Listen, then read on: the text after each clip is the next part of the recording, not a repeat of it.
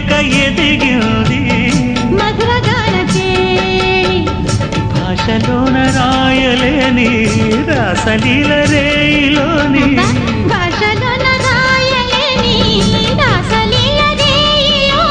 యమునా తరంగాల కమనీయ శృంగార కళలెన్నో చూపింది కళలెన్నో రేపింది కొత్తగా రెక్కలొచ్చెనా గూటిలోని గువ్వ పిల్లకి మెత్తగా రేకు ఇచ్చెనా